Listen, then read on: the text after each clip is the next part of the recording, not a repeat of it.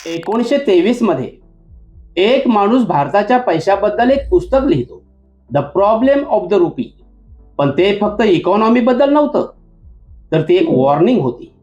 आपण रोज ऐकतो, इन्फ्लेशन वाढली, रुपया कमजोर झाला, पण एक साधा बेसिक क्वेश्चन कुणी विचारत नाही, रुपया कमजोर का होतोय?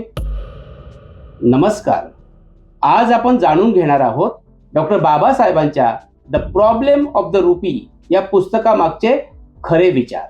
डॉक्टर बाबासाहेबांनी याच प्रश्नाने सुरुवात केली आणि त्यांनी इतिहास उघडला. सन 1800 पासून त्या काळी भारतात गोल्ड आणि सिल्वर दोन्ही वापरले जायचे. सिस्टम परफेक्ट नव्हता, पण चालत होता. मग इंग्रज आले, त्यांनी सिस्टम बदलायला सुरुवात केली. Silver standard. सुरुवातीला काही फरक पडला नाही, पण हळूहळू एक इनविजिबल क्रॅक तयार झाला. सिल्वरची बेस व्हॅल्यू घसरायला लागली. जेव्हा करन्सीची व्हॅल्यू घसरते तेव्हा करन्सी वरून नाही तर आतून तुटायला लागते. क्रेडिट डिस्टर्ब होतं, इन्व्हेस्टमेंट कमी होते आणि सर्वात मोठं नुकसान, लोकांच्या पैशांची व्हॅल्यू कमी होते. पण इथेच सगळ्यात मोठा कन्फ्युजन झाला. लोकांना वाटत होतं प्रॉब्लेम एक्सचेंज रेट मध्ये आहे, पण डॉक्टर आंबेडकर म्हणाले नाही, प्रॉब्लेम अजून खोल आहे. ते म्हणाले, जर काल तुम्ही 100 रुपयात 10 वस्तू विकत घेत होतात आणि आज फक्त 8, तर प्रॉब्लेम रुपयात नाही, त्याच्या व्हॅल्यू मध्ये आहे. हीच ती गोष्ट आहे जी सगळे इग्नोर करतात.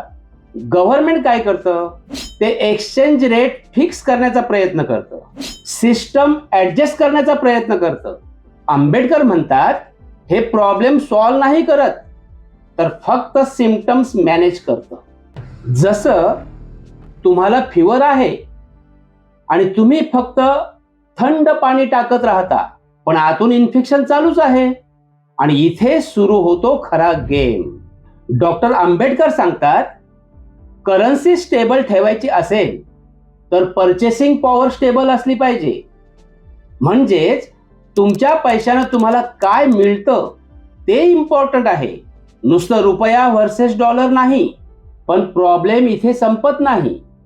ते पुढे सांगतात, सिस्टम असा डिझाईन केला आहे की पैसे वाढवता येतात. जेव्हा जास्त पैसे सिस्टम मध्ये येतात तेव्हा इन्फ्लेशन क्वाइटली सुरू होतं. तुमच्या पैशांची व्हॅल्यू कमी होते आणि तुम्हाला कळतही नाही. तुम्ही खुश असता सॅलरी वाढली म्हणून, पण खर्च जास्त वेगाने वाढतो. तुम्ही पुढे जात नाही, तुम्ही फक्त धावत राहता जसं की ट्रेडमिल, पण तुम्ही कुठेच पोहोचत नाही. डॉक्टर आंबेडकरांनी एक डेंजरस गोष्ट सांगितली, सिस्टम इझिली मॅनिप्युलेट होऊ शकतो. म्हणजे ज्याच्याकडे पॉवर आहे तो रूल्स बदलू शकतो. आणि नुकसान कुणाचं? Common people.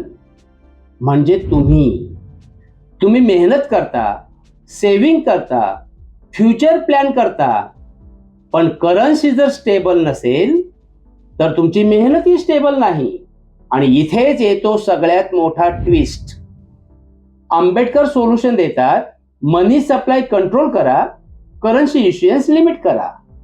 सिंपल वाटतं, पण इमॅजिन करा, जर सिस्टम मध्ये अनलिमिटेड पैसे प्रिंट करता आले नसते तर इन्फ्लेशन कंट्रोल झाला असता, तुमच्या पैशांची व्हॅल्यू टिकली असती आणि कदाचित आजची रियालिटी वेगळी असती. तर आता प्रश्न असा आहे, आपण जे पैसे कमावतो ते खरंच आपले आहेत का, की सिस्टम हळूहळू त्यांची व्हॅल्यू काढून घेते? आपण खरंच प्रोग्रेस करतो की इल्युजन मध्ये जगतो? कमेंट मध्ये आपलं मत सांगा, रियल की इल्युजन. व्हिडिओ पूर्ण पाहिल्याबद्दल धन्यवाद.